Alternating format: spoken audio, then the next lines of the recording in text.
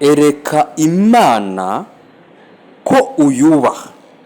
Niyo nsanganyamatsiko y'ubutumwa bwiza mbazaniye mwene data wowe unkurikiye. Ereka Imana ko uyubaha. Imana ishimwe cyane. Dutangirire mu Itangiriro igice cya 22 umurongo wa 9.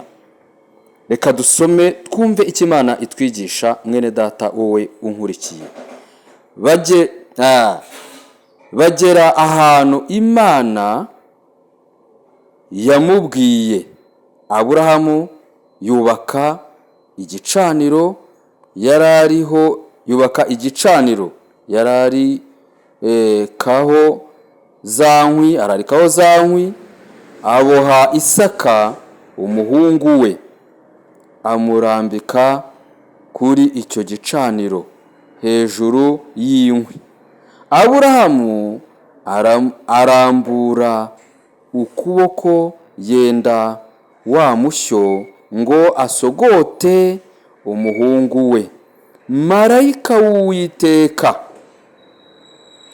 amuhamagarira ari mu ijuru ati, Aburahamu, Aburahamu. Aritaba ati, karame. Aramubwira ati, nukoze ukuboko kuri uwo muhungu, ntugire icyo umutwara, kuko ubumenye yuko, haleluya, ubumenye yuko wubaha Imana. Imana ishimwe cyane. Kuko utanyimye umwana wawe w'ikinege. Imana ishimwe cyane. Nakuzaniye insanganyamatsiko igira iti, ereka Imana ko uyubaha. Imana ishimwe. Ereka Imana, yereke ko uyubaha. Uyu ni Aburahamu. Imana yaramuhamije yuko ayubaha, ngo kuko Aburahamu atimye Imana umwana wayo Isaka. Imana ishimwe cyane. Bene data rero, nawe nakuzaniye insanganyamatsiko igira iti, ereka Imana, ereka Imana ko uyubaha. Ko uyubaha bizakuzanira umugisha, bizatuma Imana ikugarurira ibyo Satani yari yarakunyaze. Yego, bizatuma Imana ifungura imigisha yawe Satani yari yarafunze. Niwereka Imana ko uyubaha. Kubaha Imana ntago ari uku pasiteri bacu cyangwa abashumba cyangwa abakozi b'Imana batubwira ngo tuzamure Imana icyubahiro, ngo mwubahe Imana, ngo muyizamurire kabiri. Kubaha Imana ntago ari ukuzamurira Imana amaboko, oya, ahubwo kubaha Imana ndashaka kukwereka uko ariko kubaha Imana kukuri. Reka dusome igitabo cy'Imigani. Dusome igitabo cy'Imigani igice ni cya 8 umurongo wa 13. Ndagira ngo nyumve mwene data wowe unkurikiye, kubaha Imana ni gute. Igitabo cy'Imigani igice cya 8 umurongo wa 13, umva kuntu ukwiye kubaha Imana. Kubaha Uwiteka ni ukwanga ibibi. Ni ukwanga iki? Ibibi. Kubaha Uwiteka ni ukwanga ibibi. Imana ishimwe. Imana ishimwe cyane. Imana ishimwe cyane. Kubaha Uwiteka ni ukwanga ibibi. Ubwibone n'agasuzuguro ni inzira y'ibibi, n'akanwa k'ubugoryi nibyo nanga. Haleluya. Ndagira ngo wumve iri jambo mwene data wowe unkurikiye kuri YouTube channel Eric ubuntu bwa Yesu. Kubaha Imana, umva ko ijambo riri kutubwira, ntago ari kuzamura Imana amaboko. Ntago kubaha Imana ari ukushyira amaboko hejuru ngo mukomere Imana amashyi. Ibyo ntago ari cyo kimenyetso kigaragaza ko wubashye Imana. Dore ijambo riri kuvuga ngo kubaha Uwiteka ni ukwanga ibibi. Ubwibone n'agasuzuguro ni inzira y'ibibi. Iyo ufite ubwibone nta kubaha Imana uba ufite. Yego, ni inzira y'ibibi. Iyo ufite ubwibone ni uba uri mu nzira y'ibibi.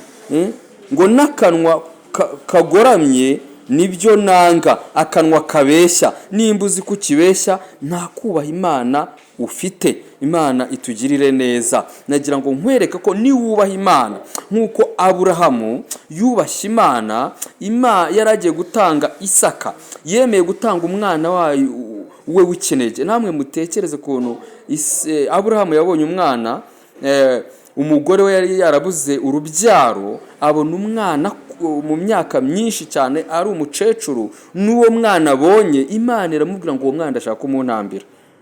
Umuntambira. Ibaze kugira ngo wemere gutanga umwana wawe ukunda kubwo kubaha Imana, kubwo gukunda Imana. Nawe rero ariko Imana ngo imaze kumusuzuma, imaze kumutestinga, ikabona yuko ayubaha, Imana yaramubwiye ati wikwica umwana wawe Aburahamu we, menye yuko unyubaha kuko utanyimye umwana wawe w'ikinege. Imana ishimwe. Nawe rero mwene data, nakuzana insanganyamatsiko igira iti ereka Imana ko uyubaha. Tubonye ko kuyubaha ni ukwanga ibibi, ni ukwirinda akanwa kabeshya. Akanwa kabeshya ni ukwirinda akanwa kabeshya. Uko niko kubaha Uwiteka. Bene data, Satani ajya dushuka. Satani ajya dushuka. Iyo usomye Yesaya igice cya 3 umurongo wa 1, hatwereka yuko rimwe na rimwe hari igihe duhura n'amakuba atewe no gucumura k'Uwiteka. Amena. Rero ni byiza yuko twirinda koko ibibi, tukereka Imana ko tuyubaha. Yesaya igice cya 3 handitswe ngo amakuba azanwa n'ibyaha, ngo abakobwa b'i Yerusalemu bahanwa. Niko umutwe w'amagambo uvuga. Mwabyumvishe? Amakuba azanwa n'iki? N'ibyaha. Urumva yuko hari amakuba azanwa nuko twacumuye ku Mana. Imana ikemera ko duhomba, ikemera ko duhura n'amakuba, ikemera ko duhura n'ibibazo, Imana ikaduhana. Ngo abakobwa b'i Yerusalemu bahanwa. Ahari wowe ntabyo ujya ukora bibi bishobora gutuma Imana iguhana, aya makuba kugeraho ngo wikosore, ngo wihane. Umurongo wa 1 akavuga ngo dore Uwiteka umwami nyiringabo yanyaze ab'i Yerusalemu n'Abayuda icyari kibatunze n'icyo bari bishingikirijeho, umutsima wose n'amazi yose byabatungaga. Urumva, Imana yarabanyaze. Imana irabanyaga ibyari bibatunze, ibyo banywaga n'ibyo baryaga, ibazijije iki? Ibyaha byabo.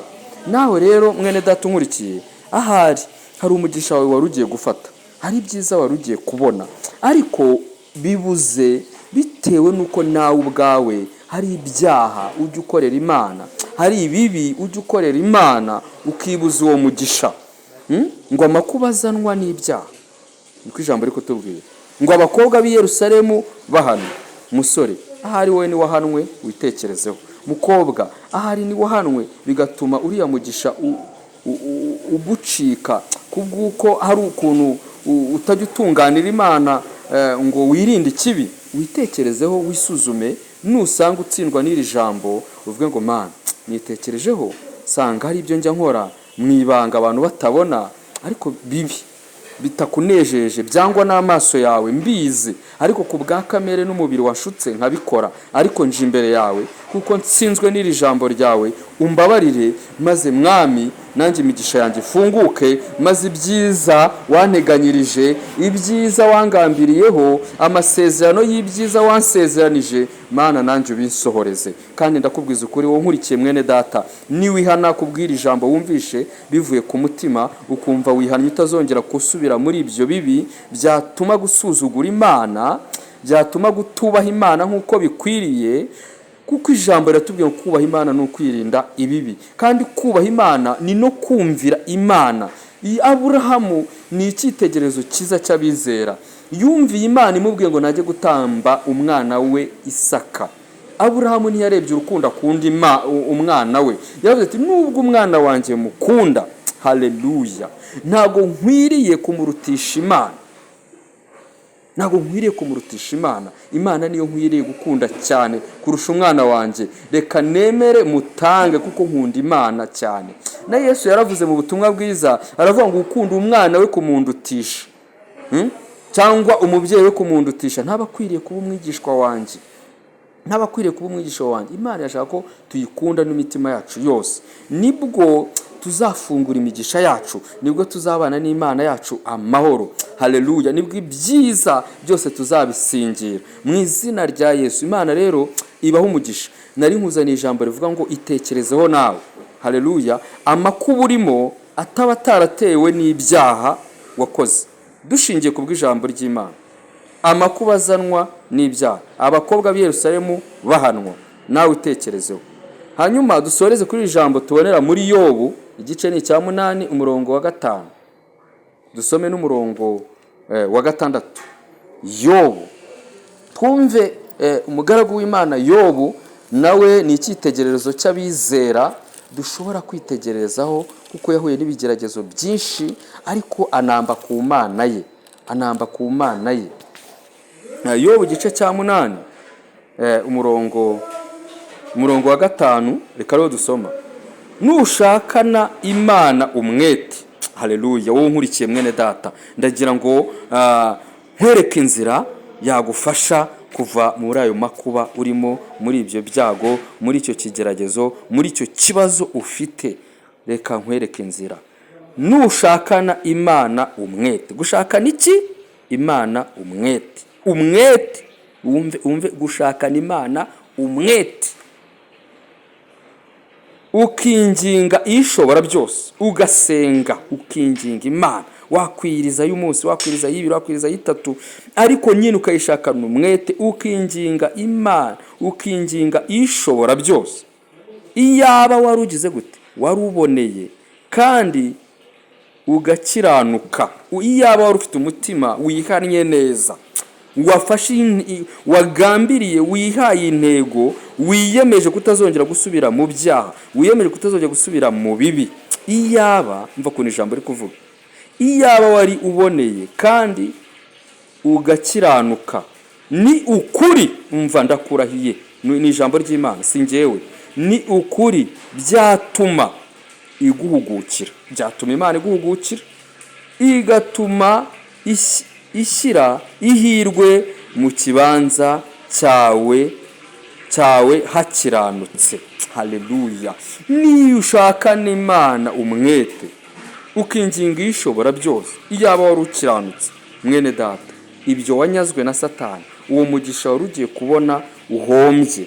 Haleluya. Ariko nugarukira Imana ukitekerezaho, ukavuga ngo ahari ibi bintu biri kumbaho, nanjye ari ibyo ntajya ntunganira Imana, nanjye ari ibyo Imana isaba gukora ariko sinjya mbikora, ahari byaba ikibazo ari njyewe. Kandi koko ijambo ry'Imana riravuga muri Yesaya ngo ukuboko k'Uwiteka ni kwaheze ngo kunanirwe gukora, ngo n'ugutwi kwe ni kwapfuye ngo kunanirwe kumva, ngo ahubwo ibyaha byacu, gukiranirwa kwacu ngo nibyo bituma itatwumva, ngo nibyo bituma idakora.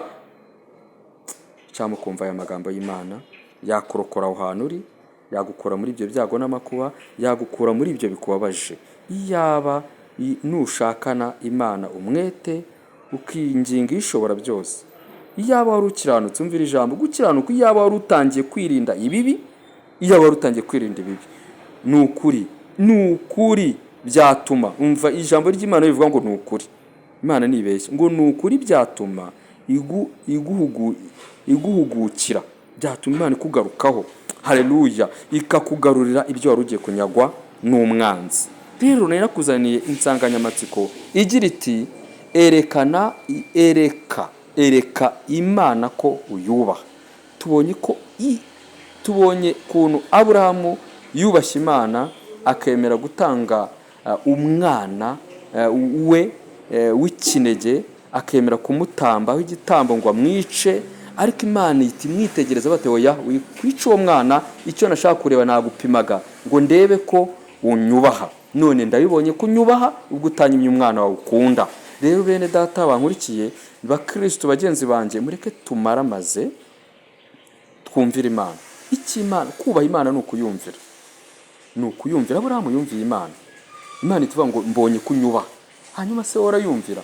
Nimba ugisambana urumva uyumvira? Nimba ugisambana urumva uyubaha se? Ereka Imana ko uyubaha.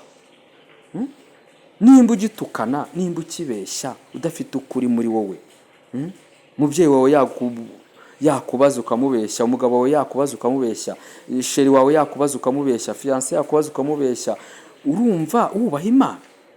Nakuzaniye insanganyamatsiko igira iti ereka Imana ko uyubaha. Nuyereka ko uyubaha nk'uko Aburahamu yayeretse ko ayubaha, ibyimutegetse nubwo byari Aburahamu atabyishimiye, rwose nta muntu wakwishimira kwica umwana we ntibibaho, ariko kubera gukunda Imana no kuyubaha yavuze ati ndemera mbikore ubwo ari Imana ibivuze.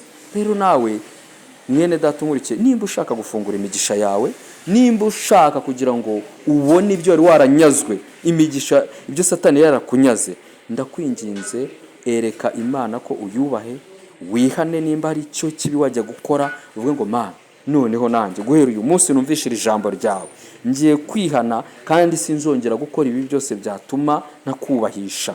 Nanjye nk'uko wagaruriye Isaka, nk'uko wagaruriye Aburahamu ukamugarura Isaka yaragiye kumutamba, yaragiye gupfa, ari ukamubwira ngo hoya, ukamumugarurira, nanjye ungarurire ibyanjye byanyazwe na Satani. Ubingarurire Mana, ubingarurire, ungarurire buriya butunzi bwanjye, ungarurire amafaranga, ungarurire icyubahiro, ungarurire fiancé wanjye, umungarurire, Satani aramunyaze, ungarurire ubukwe bwanjye bwari bupfuye kubera ko ubungarurire ibyo Satani yaranyaze byose. Mana ndakwinginze nanjye ubingarurire, kuko nanjye nciye bugufi kandi niyemeje none kujya nkubaha ntakora ibibi, dore ko Mana unyigishije ko kukubaha ari ukwanga ibibi. Urakoze cyane wowe wumvishe buno butumwa bwiza, ukaba ufashe icyemezo cyo kugarukira Imana, cyo kwihana kandi ukihana umaramaje wihaniye kureka. Nukuri nubikora ndi imbere y'Imana ishobora byose yamamagaye impaye iri jambo kuri kugezaho, uzashima Imana mu by'ukuri icyifuzo washakaga ku Mana isi gikemura ikugarutseho rwose, nk'uko ijambo dusomye muri Yobu igice cya 8 umurongo wa 5 hatubwiye ngo nushakana Imana umwete ukinginga ishobora byose, iyaba wari uboneye kandi ukiranuka, ni ukuri byatuma iguhugukira. Haleluya! Byatuma iguhugukira, ikakugarurira ibyawe, ikakugirira neza, ukava muri aba bakobwa b'i Yerusalemu twasomye muri Yesaya igice cya 3 bahanwe bitewe n'ibyaha.